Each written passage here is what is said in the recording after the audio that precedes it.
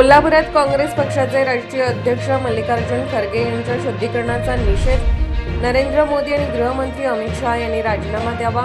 अनुसूचित जाती आरक्षण बचाव कृती समितीची मागणी. काँग्रेसचे राष्ट्रीय अध्यक्ष मल्लिकार्जुन खरगे यांच्या विरोधात उत्तराखंडमधील हल्द्वानी येथे कथितरित्या करण्यात आलेल्या शुद्धीकरण कार्यक्रमाचा अनुजाती आरक्षण बचाव कृती समिती जिल्हा कोल्हापूरच्या वतीने तीव्र निषेध करण्यात आला आहे.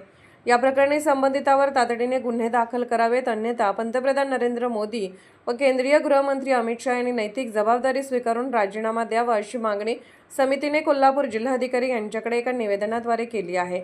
समितीने निवेदनात म्हटले आहे की उत्तराखंडमधील हल्द्वानी येथील रामलीला मैदानात काँग्रेसचे राष्ट्रीय अध्यक्ष मल्लिकार्जुन खरगे यांची जाहीर सभा झाली होती. या सभेत त्यांनी स्थानिक नागरिकांच्या विविध प्रश्नांवर भाष्य केले. मात्र सभेनंतर श्रीराम सेना धर्मार्थ सेवा न्याय मंचाच्या वतीने खरगे यांच्या व्यासपीठाचे कथित शुद्धीकरण करण्यात आले.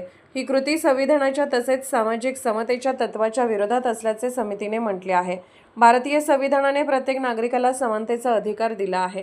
त्यामुळे जातीय व धार्मिक द्वेषातून एखाद्या व्यक्तीविरोधात अशा प्रकारचे कृत्य करणे हे सामाजिक सलोख्याला बाधक असल्याचा आरोप निवेदनात करण्यात आला आहे.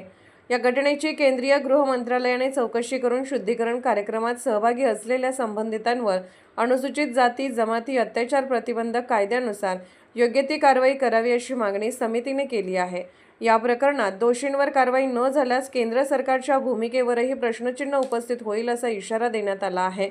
समितीचे संस्थापक अध्यक्ष डी.जी. भास्कर, उपाध्यक्ष संभाजी देसाई, ब्लॅक पॅथर पक्षाचे संस्थापक अध्यक्ष सुभाष देसाई, महाराष्ट्र बहुजन आघाडीचे संस्थापक अध्यक्ष डॉ. अनिल माने, केंद्रीय उपाध्यक्ष प्रमोद कुरपीकार, जिल्हाध्यक्ष राजेंद्र कांबळे यांच्यासह प्रकाश हुलस्वार, दयानंद कांबळे, तानाजी गोंधळी, प्रवीण निगवेकर, सुरेश माळेकर, किरण पटवर्धन, जयपाल चव्हाण आदी कार्यकर्त्यांनी निवेदनावर स्वाक्षऱ्या केल्या आहेत.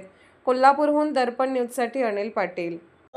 असं देशामध्ये प्रत्येक शाळेमध्ये शिकवलं जात आहे, परंतु या देशामध्ये 6743 जातीमध्ये विविध धर्म आहेत. तर संविधानानं त्यांना एका चौकटीत आणून संविधानानं साहेब ज्या पद्धतीनं ह्या देशाला एकसंघ बांधायचं काम केलं त्या पद्धतीनं आतापर्यंत चालत आलेलं आहे. परंतु मोदींच्या काळामध्ये जातीवाद आणि धर्मांधशक्ती एवढ्या वाढलेल्या आहेत की ठराविक गटाच्याच माणसाने जगलं पाहिजे अशी जी त्यांची मानसिकता आहे, त्याचा आम्ही सर्व आमच्या आंबेडकरी समाजाच्या वतीने संविधानाच्या वतीनं संविधान मांडणाऱ्या लोकांच्या वतीने आम्ही त्यांचा जाहीर निषेध करतो. अशा प्रवृत्ती येणं म्हणजे साहेब पूर्वीचा जातीवाद लोकांना कमी लेखणं आणि धर्मांधशक्ती वाढण्याचा हा प्रकार आहे. या पद्धतीनं जर या देशाचा पंतप्रधान असताना त्यांनी जर या देशातील सर्व जाती समूहांना बरोबर घेऊन जात नसतील तर साहेब ते हा देश चालवायला लायक नाही.